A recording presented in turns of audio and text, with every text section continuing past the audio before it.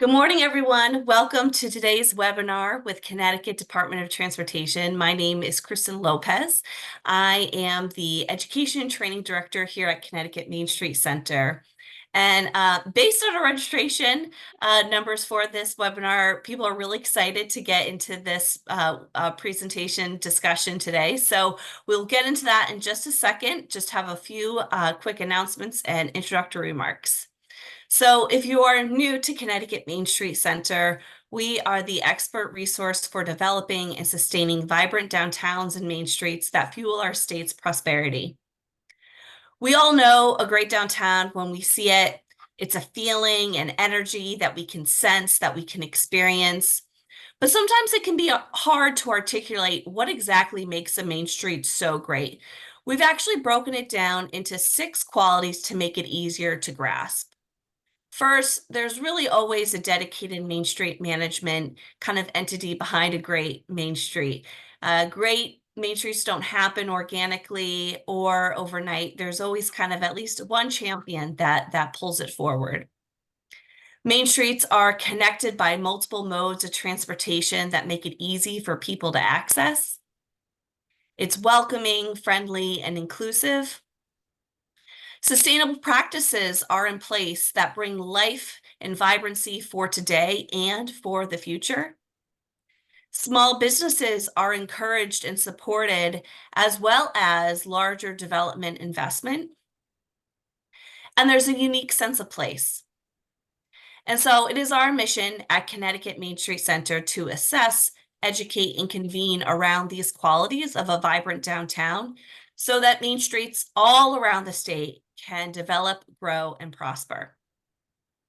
Of course, we are very grateful to our sponsors and funding partners that make this work possible. Connecticut Main Street's founding sponsors are Eversource and the State of Connecticut Department of Economic and Community Development. We have additional funding coming from Webster Bank, Travelers, and Liberty Bank. Some quick housekeeping notes. This webinar will be in total about an hour long. We'll keep questions to the end, but please be active in the chat. We'll be monitoring it throughout the whole presentation, so we'll get to your question at the end. And when you leave this webinar, you will be prompted with a link to complete an evaluation. Please take a moment to complete that. It really helps us develop meaningful educational programs for you. And so with that, I am very excited to introduce our guest speaker today, Kimberly Lesay, the Bureau Chief of the Bureau of Policy and Planning at Connecticut Department of Transportation. So with that, I'm going to stop sharing my screen, and Kimberly, you can share yours. Oh, thank you.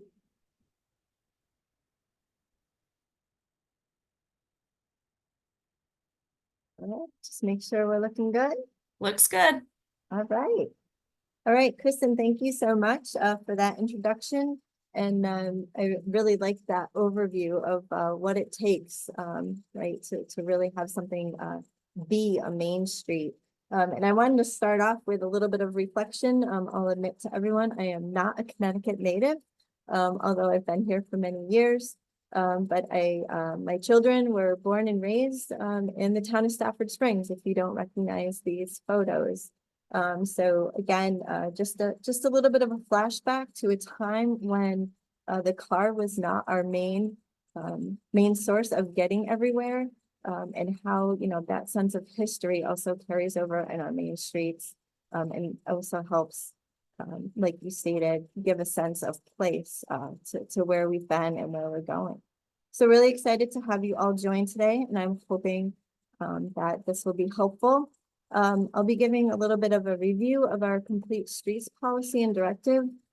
And then after that, I'm really going to try to dive into the different programs that are out there, both on the federal level and through Connecticut DOT, that can hopefully be helpful for all of you to help see these visions through that you have for your main streets. So our complete streets policy itself has actually been around for quite a while. Many years ago, we started off talking about context sensitive design. And then we actually had a complete streets policy back in 2014 that was signed by our then Commissioner, Jim Redeker. And you know, as you'll see, we got off to a slow start, but we're trying to get so that we're really up and running and making a difference. So at that crawling phase, there have definitely been many years. You can see previous conditions on the left, and then build outs on the right, where we were celebrating just getting sidewalks in, you know, to our projects, and having standalone sidewalk projects.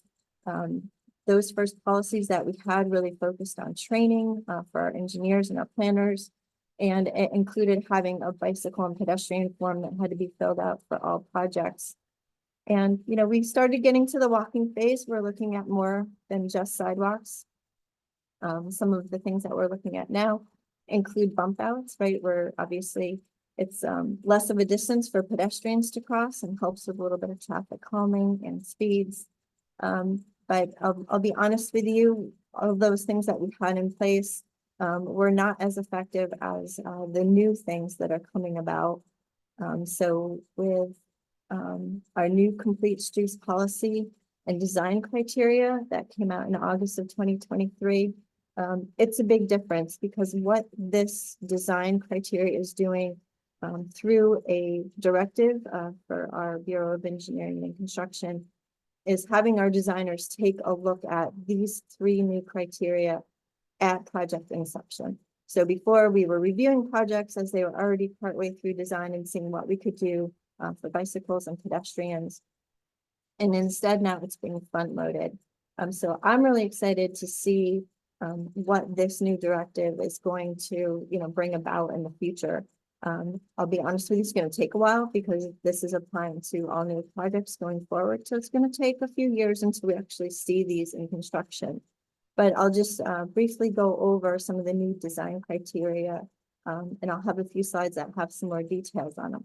So the pedestrian facilities here, bicycle facilities, and then the transit provisions as well, all have to be accounted for, again, from the very beginning of the project. A lot of the pedestrian facilities and bicycle facilities, you'll see on an upcoming slide, what actually would be implemented will depend on the traffic, the ADT on the roadway classification, and the speeds. But transit provisions, we're going to make sure that we're coordinating with our Bureau of Public Trans, looking at crosswalks, looking at shelters, looking at whether there's benches there, and making sure that we're making those critical connections to transit. So this is going to apply to all Connecticut DOT projects, if it's on a state highway, or if we are the one that's administering the project. And if these 3 criteria cannot be met, it actually has to go for what we call a design exception. That's one of our internal processes. But a design exception actually has to go before the chief engineer. There's a group of people kind of forming a little bit of an ad hoc committee that would have to grant that exception for not being able to meet these new criteria on a project. And any of those design exceptions are also reported out to the commissioner. So I'll try to talk a little slower and leave this slide up for a minute to let everyone digest it a little bit, but don't worry, you don't have to take notes or know all of it. Some of the slides that I'll provide will have links that take you to all of this information. But again, you can see that we'll be looking at sidewalks on both sides of the road with a minimum width of 5 feet. Illumination for marked crosswalks on all state roads. Again, the bicycle facilities will be based off of a matrix based on, again, those minimal widths of what we're providing for either at least a paved shoulder, a buffered bike lane, or a formally separated bike lane. Will depend again upon that roadway classification. And then as you can see for transit provisions, we'll be looking at those, making sure that we have marked crosswalks if it's within 400 feet of an existing or proposed transit stop, making sure that we're looking at shelters or benches, especially for those transit stops with both high levels of boarding or those where you're waiting a little bit longer for the bus to come along, and looking at ADA compliance as well. So again, I'm really excited to see what these new design criteria are going to bring about in our projects. And this is something that will just be literally baked in to our projects moving forward. So I'm going to completely switch gears and go over to federal grant opportunities. And I'm also going to back up a little bit, again, not knowing how much everyone in the audience knows about IJA or Bill, the Infrastructure Improvement and Jobs Act, or the Bipartisan Infrastructure Law. Those two acronyms get used interchangeably. But, you know, again, this was our reauthorization bill. It's for 5 years. It provided increased funding for transportation. I'm sure many of you have heard a lot about it. But really the important thing, I think, for our cities and towns is that it does have 100 billion, of course, that's nationwide, in competitive grant programs. And there's a lot of new programs that we haven't seen before. Some of them are existing, but some of them are new. And again, I'll provide some more resources for this, but just to give you an idea of how broad reaching some of these grant programs are. They cover everything from rail to highways, bridges, small projects, major projects. There's also additional funding opportunities for transit, for culverts, and then of course EVs are a big hot topic as of late. The one federal grant program that I'm going to kind of do a little bit of a deep dive for you on is the one that I think would be the most helpful to all of you when it comes to main streets. And that's the Safe Streets and Roads for All program. If you haven't heard about it, I suggest that you take advantage of all the links I'm going to provide you and really look into this program. This is open to all metropolitan planning organizations, councils of government, local governments. DOT cannot apply for these grants, but they have some great eligible activities. So under this grant, you can use this grant money if you are selected. To come up with an action plan, a safety action plan, and then anything that's in that action plan, you could use it to carry out projects that are identified in that plan. Fairly importantly, if you're interested in it, this grant program does also cover demonstration activities, or also what we call quick builds. And this program is really focused on supporting Vision Zero planning efforts. And again, those capital projects that would carry those out. This is just a little bit of a snapshot, and you can see some of our Connecticut councils of government and some of our cities and towns have already been successful in acquiring grants through this program. So the NOFO, the Notice of Funding Opportunity, is actually currently out for this next round of Safe Streets and Roads for All. I'll be honest with you, if you aren't aware of this and aren't working on it already, you might be a little bit late to the game. As there's some due dates coming up fairly quickly. But again, I would encourage you to take a look. I'm not going to read this slide to you, but again, there were some amendments that just came out in the last week or two on the Notice of Funding Opportunity that I wanted to make you aware of. And then this slide is really, I've grayed out some of the dates that have just recently passed, but there are some due dates coming up. And here I've provided a whole bunch of links to the website, examples of demonstration activities, and some of the cases, frequently asked questions, and the how to apply page. So again, this is a really great program. I'm excited to see this come out. I think it's a really exciting one for cities and towns. It is by far not the only one. There are plenty of other programs that are available. And so these next two slides are really just some links for you to show you everything that is out there, both on the federal and on the state side. I've given you some of my favorite links here to the Bipartisan Infrastructure Law website. There's some great fact sheets on there, are a great place to look. They're kind of one of my favorites for a little bit of a one pager of what a grant is about, what's eligible. It's a nice quick read. This will also give you links to webinars on any of these programs. It will have the announcements on the notices of funding opportunities and also technical support. So a whole bunch of links for you there that hopefully are helpful.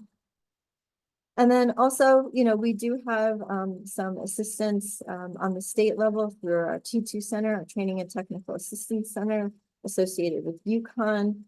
They do have a helpful resource link page, and I encourage you to check those out. But again, this Safe Streets and Roads for All is just one of the many funding opportunities that are available to local governments.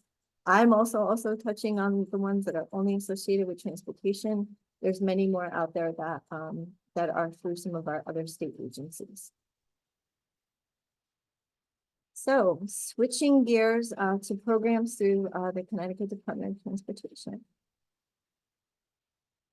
Okay, our local transportation capital improvement program, also fondly known as LOTSIP, because we cannot have a program here unless we have an acronym for it. That's just the way things go in the transportation industry. So if you're not familiar with LOTSIP, it's a pretty well-used program. It's actually it's state funding and it's distributed through our 9 councils of government. And that's that distribution is based on population. And it really just mirrors eligibility of the STBG program, and it's based on roadway classification and is really focused on our urbanized areas. So if you have a roadway that is classified as an urban collector or higher, this is a program to look into. If you do not know the classification of your roadways, on the lower left-hand side, I've given you a link to our functional classification maps. That is a helpful resource, hopefully. So this program can cover quite a wide range of projects, sidewalks, bridges, multi-use trails are eligible as long as they are not only recreational as far as their purpose. So these lots of funds are for the construction phase. The town is responsible for the design costs, and that is considered your local share as far as that match. Funding is going to continue for this program. This program's been going on for quite a while, and we're expecting funding at our typical levels for upcoming fiscal year 24 and 25. I've also provided a link to the guidelines, again, if you're not familiar with this program, and to the website for this program. Really great program. One of the programs that is actually run out of our bureau here in policy and planning is the Community Connectivity Grant Program. And that one doesn't work out to a nice acronym, but we usually refer to it as CCGP. This is another competitive grant program, and this also provides construction funds, and it's more focused on projects that improve safety and access for vulnerable road users. So again, very applicable to some of your downtown areas. This program was started in 2018. It is also, I think, hopefully been a fan favorite. We've done 5 rounds of funding so far. We actually will be releasing another round of funding this summer. That will be based off of a list from our previous solicitation. We've issued about 120 grants so far and committed over about $50 million to date. We usually have about 10 to 12 million per year for this program, and local and state roads are eligible, and the projects need to be administered by the municipality. Just to give you an idea of some of the eligible activities, everything from sidewalk connections, ADA upgrades, safety upgrades, bike facilities, first last mile connections, and even transit improvements. So our next solicitation for new projects, we are expecting to go out in early 2025, so be on the lookout for that. Applications, it'll be in the solicitation when applications will be due, but I would anticipate that we'll be asking for applications to be due in June and July. That should put our awards going out in about October of last year. But again, this is a great time to start to get ready to think about what you'd like to apply for. I've provided you some links both to our application materials and our program guidelines, which are pretty thorough.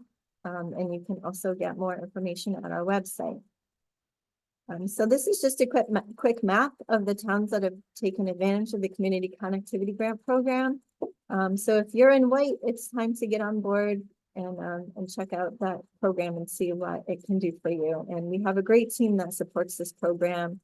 Craig Babwitz is our supervisor, and he's very hands-on and is more than willing to help municipalities help talk you through any difficulties that they're having. I'm going to actually highlight some of the projects that'll be coming up that will be highlighted that will be funded by Community Connectivity, just to give you some ideas and hopefully some inspiration. So this is Hospital Hill Village safety enhancements that were proposed by the City of Norwalk. So there's an existing traffic circle configuration here. You can see there's an awful lot of pavement there on the left-hand side. And I think for many of us in the industry now, when you have an awful lot of pavement and there's not an awful lot of direction, chaos kind of tends to ensue when it comes to how people utilize that pavement area. So there's a lot of confusion here amongst the motorists. It lacks sidewalks and crossings. And unfortunately, from January 2015 to August of 2022, there were recorded 26 crashes here at this location, with 3 of those involving pedestrians. So this project is aiming to eliminate that substandard geometry, tee up the intersection, provide high visibility crosswalk treatments, upgrade the existing sidewalk network, and is expected to go to construction in spring of 2025. So this would be a great project. I can't wait to see this one go. Another project proposed by New Britain, again, just to give you a little bit of inspiration here. This has got some sidewalk improvements in the area, but this is this Vine Street approach. They are going to be removing the splitter island. I know it's a little difficult to see in the photo, but they will be taking away that slip lane, and instead, as you can see on the proposed plan sheet, creating a little parklet there. So that's obviously going to reduce the length that pedestrians have to cross, and will really clean up that intersection. Another program that we have that is out of our bureau is the TRIP program, Transportation Rural Improvement Program. This program just got started last year and really came from a cry from our rural towns saying, you know, we're not really eligible for LOTSIP, and we need something just for us. So we are trying to answer that cry. And this program has been set up to help rural towns that have more than 50% of their population in rural areas. This program is solicited through the councils of government who solicit and prioritize the projects. So we've got 3 years of funding set up for this program right now, up to $5 million a year. And the first round actually allocated $9 million to 10 projects. And we are anticipating another solicitation this summer, with round 2 awards in early 2026. We are taking a look based on some feedback from the first round, and we're exploring some improvements to the weighting criteria. So again, some exciting improvements ahead where we're going to look at the weighting criteria, focus more on disadvantaged communities, and a little bit more of a highlight on equity and accessibility. And we're also going to look to try to simplify the application by removing some of the more technical portions of it. Just a note, just both for the TRIP program and for the community connectivity grant program, if you have received a grant in the previous round, you are not eligible for future rounds of funding until you get to final design submission for your first award. So again, looking at some changes to make this program a little bit easier to use and to have some focus areas, but again, excited to see us continue forward. Transportation Alternatives Program is just another option that's out there, maybe not so much Main Street focused. These projects are usually more of a regionally significant focus, and these are funds that are made available and are really focused on non-motorized transportation users. So safety, accessibility, and connectivity. This program prioritizes high need areas that are defined as those that are low income, transit dependent, or rural. These projects need to be deliverable in fiscal year 2026 through 2031. And that by deliverable, we mean that design is complete, or you could be started in construction. And these projects must have a minimum cost of $500,000. And you can't combine projects to meet that minimum threshold. So the solicitation letters for this just went out. This program is also through your councils of government who do a priority ranking. I've included a link here to our DOT page. However, I will say The COGS and the MPOs also have links on their pages. And they may actually be a little bit more directly helpful to go to them, see what they have there for materials, and they can certainly help you with navigating this program. I don't think we always think of bridges when we think of downtowns, but I can certainly think of a few in my mind through my years out in the field where we do have some great and beautiful bridges in some of our downtowns. So I wanted to make you aware, if you are not already, of some of the programs that are available for bridges here in the state. We have our state local bridge program, and that applies to bridges that are a 20-foot span or less. That's a 50-50 split. And I've given you some links to the local bridge program are there, as well as our contact folks up in engineering. The federal local bridge program has undergone some changes recently, where it's typically in the past been an 80-20 split, but there is now 100% funding possible for all phases of design, right-of-way, and construction. I know this is really exciting to some towns who don't necessarily always have the resources for a match. But with some of the funding from the new infrastructure bill, we actually have taken some of the bridge funding and applied it to that match that would normally be required. So this is a really great program to take advantage of if you have a bridge that is eligible under the federal local bridge program. I definitely encourage you to check out that webpage and see if you're eligible. This is a great way to get bridges repaired or replaced. I'm going to switch gears again a little bit and talk about maybe some programs of interest or just some inspiring stories here. So last year, Connecticut was one of 3 states chosen to participate in Smart Growth America's Complete Streets Academy. We partnered with Waterbury, Bristol, and Middletown, along with NVCOG and RiverCog. And this is a program that's designed to help local communities work together to put complete streets into practice, but just in a temporary way, to try things out, get used to it, and see what it can possibly do for safety. So I'm going to quickly just go through some of the projects that were done. Bristol did some work on West Street with some bump outs, just using striping tape and semi-permanent bollards. It temporarily eliminated some on-street parking, again, with the focus here to be to slow down traffic. Waterbury, also very similar. You can see here from the existing conditions, very wide lanes, on-street parking. And I love this aerial photo where you can see the temporary bump outs that they did. And they also did some pedestrian crossing signs in the middle of the roadway. Again, these were temporary in nature. They were only up for a few weeks. We did collect before and after speed data. And these were just for some inspiration here of some of the ideas that are out there. And also I encourage you to check out Smart Growth America. I did put a link into the full report. Also check out what some of the other states did. There's some really great ideas in there. Middletown got very creative. If you're familiar with Middletown's downtown, very vibrant, especially at night. And what Middletown wanted to do was to try to address the fact that even though there's street lighting out there, that overhead street lighting is not always really effective at highlighting the fact that there's a pedestrian in the crosswalk, right? And with headlights and stuff at night, sometimes you just always can't see that pedestrian, even though it's a lit area. So they actually had a project where they called for lower level lighting within the crosswalk itself that was activated when a pedestrian pushed the push button. So very interesting results out of that. And again, just another creative way to try to look at safety in our downtown.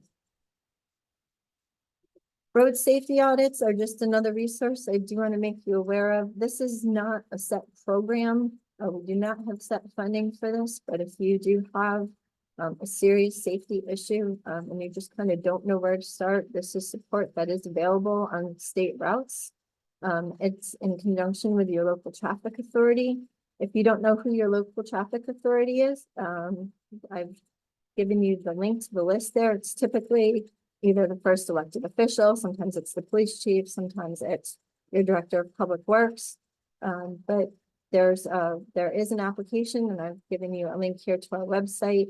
And this is really getting folks together from your town. We usually pull in a consultant to help with this, from the DOT, and everyone does a pre-meeting the day before and then goes out in the field, takes a look, and then this actually gives you a report that you can have some actionable items out of. Just to bring you up to date on a few things that our traffic design team is working on across the state. Retroflective, wow, say that really fast, back plates for our traffic signals. The target here is inattentive drivers. I don't think I'm the only person that notices that people are running red lights kind of on a regular basis lately. Roundabouts, again, are always great at reducing speeds and reducing crashes. And oversized stop signs where we have unsignalized intersections. These are all things that our traffic safety division and engineering are working on to get deployed across the state. On the pedestrian focus, you may notice that we've got some projects ongoing again across the state where we're looking at upgrading pedestrian facilities, signage at crosswalks, again, using those bump outs. And the rectangular rapid flashing beacons have really proven pretty successful. I've seen some of these at our trail crossings and also in downtowns.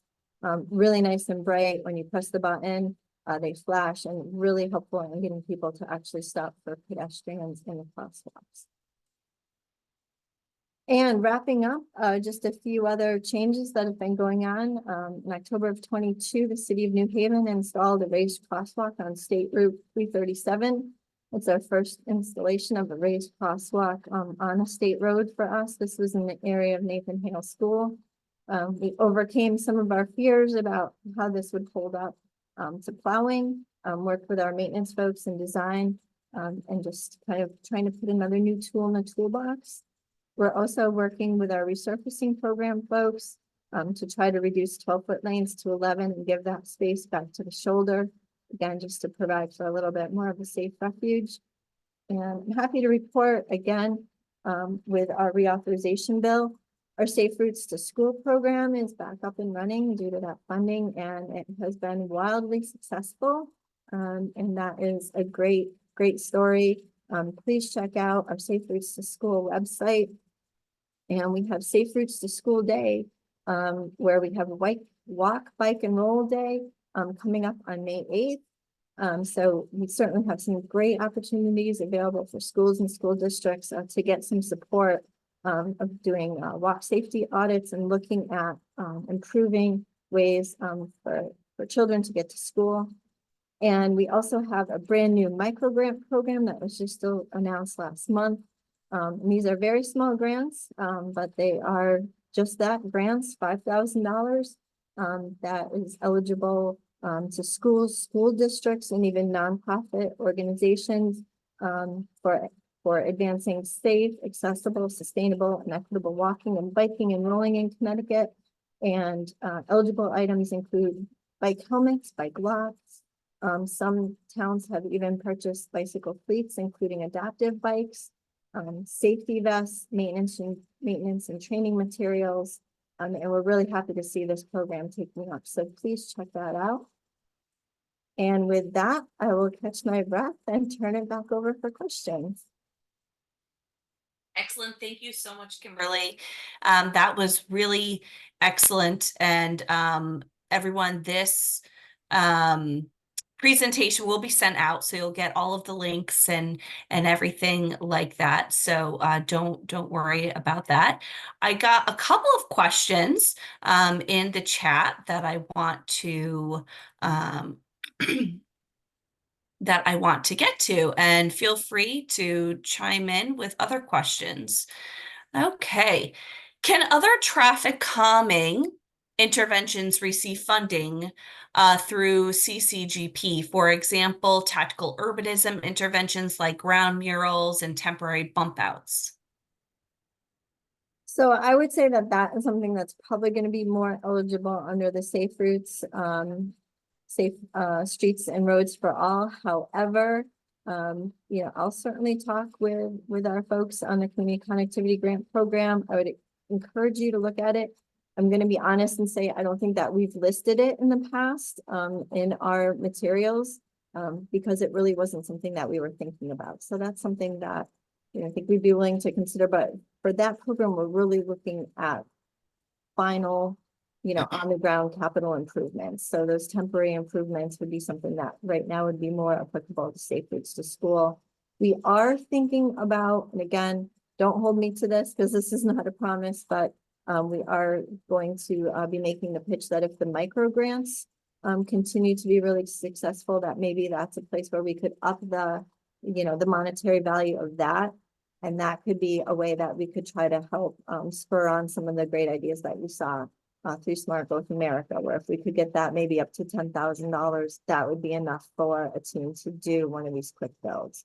So right now, safe routes, safe streets and roads for all would be the way to do that. And we'll be looking at ways that we can maybe support that in other communities going forward.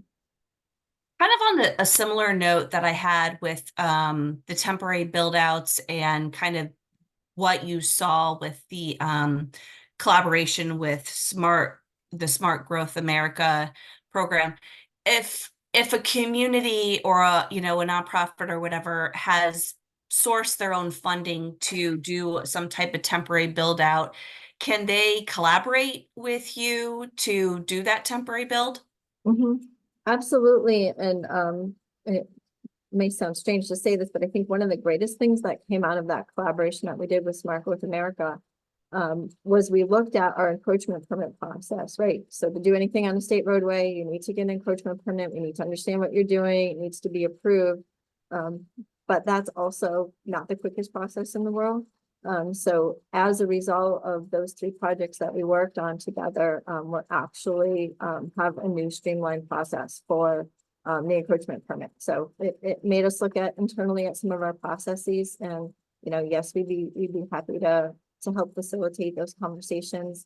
We have a brand new, just in the past month or so, active transportation unit here in the Bureau that we built out just to try to help with some of these aspects. Thank you. So these next two questions are very similar. It's regarding parking on a main street. So I'm going to say both of them at the same time. So the first question is, how often is angled parking allowed on main streets?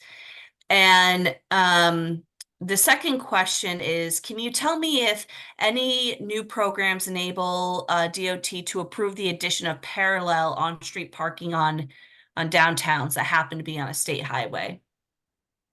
So both of those questions are really getting into the traffic engineering realm, which I don't want to dive too far into or speak to them. But really, you know, a great place to start with those is, you know, is with your LTA, you know, with your COGS. We also do have an intergovernmental affairs unit. That's, you know, can be another contact to get you answers. You know, angled in general, I'll say this, right? Angled parking, you have it in downtown Manchester. I live in Manchester. It's great. It's convenient. You can fit a lot more cars in there, but it can be dangerous if you're backing out, right? So this is something that as we're looking at upgrades to certain state roads, we are looking at, you know, what do we do with parking? We are trying to eliminate parking when it's too close to crosswalks, right? Because obviously the pedestrian can't see what's coming. You don't have a good view of the pedestrian. Pedestrian doesn't have a good view of traffic. So we are, as we are going through with new projects and looking at on-street parking, we are taking looking at it through a much different lens of pedestrian and bicycle safety, looking at where we can add the bike lanes, right? And this will all be, you know, again, the directive is really going to spur this forward. But as far as allowing the parking, that really starts to get into the engineering questions, which, you know, again, I can put folks in touch with the right folks to get in touch with.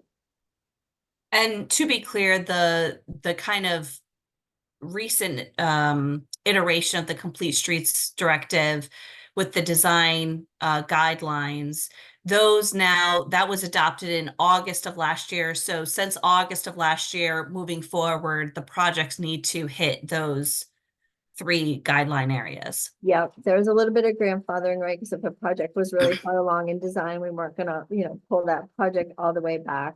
So there was some grandfathering, but all new projects going forward I do have the date, I just don't have it handy, but they kind of, the chief engineer picked a date and said, projects that are at this level of design going forward will be grandfathered, and any of those behind it won't. So there are some projects that are being slightly redesigned already.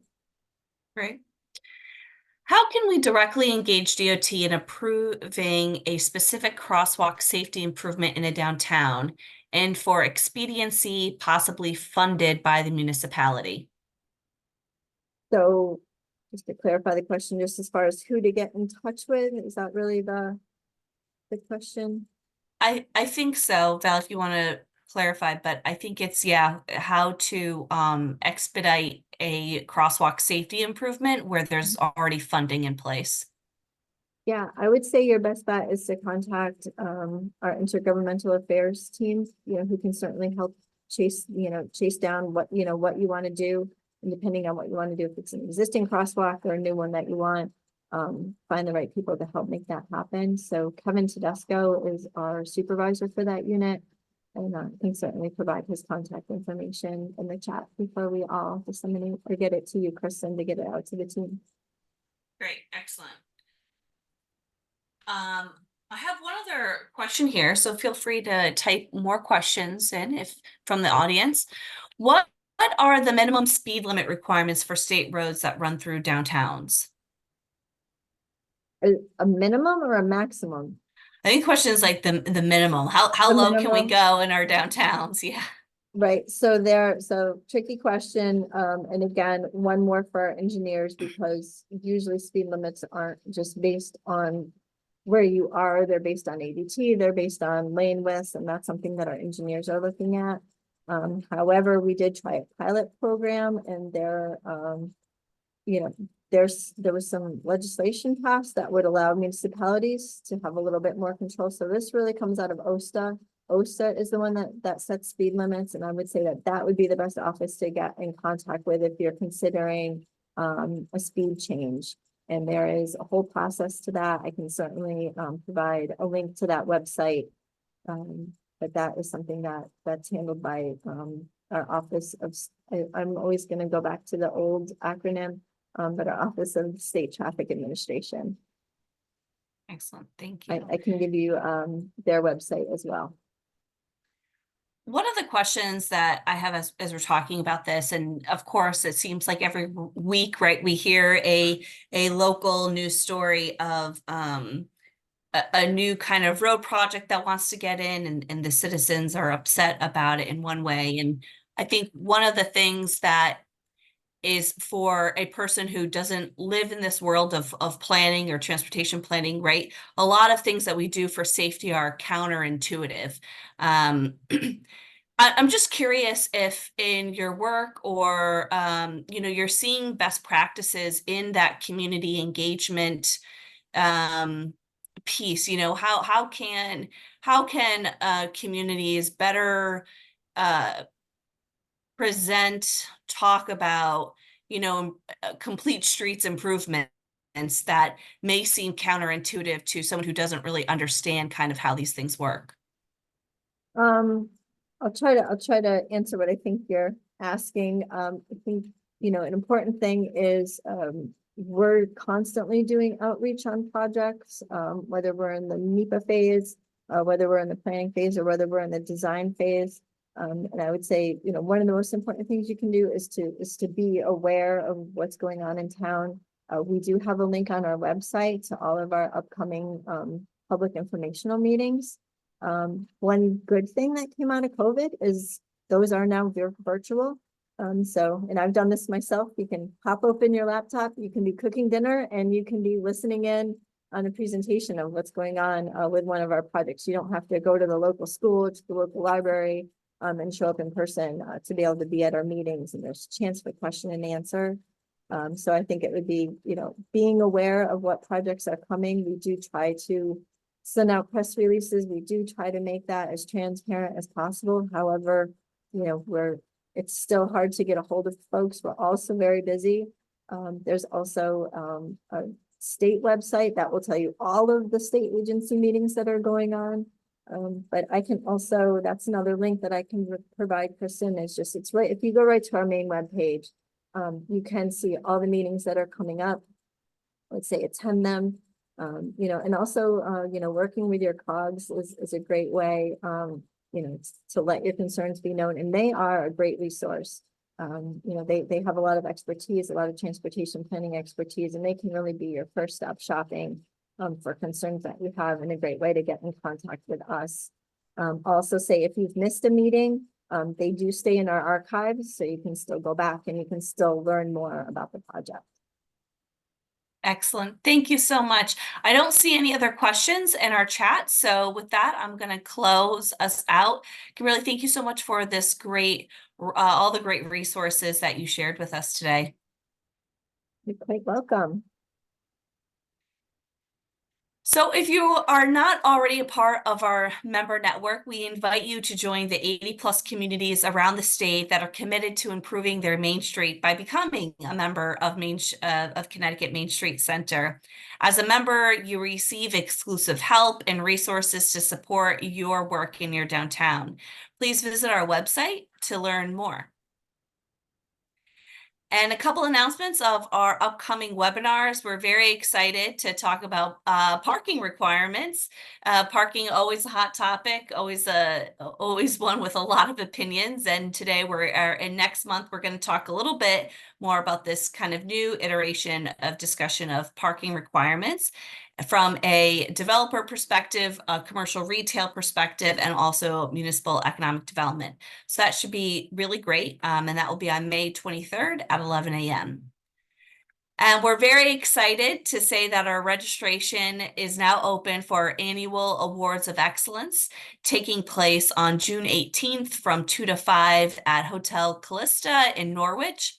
Each year, we recognize the best practices in Main Street management with our Awards of Excellence. And this year, we will also be honoring the first ever graduates of our new Main Street Accelerator program.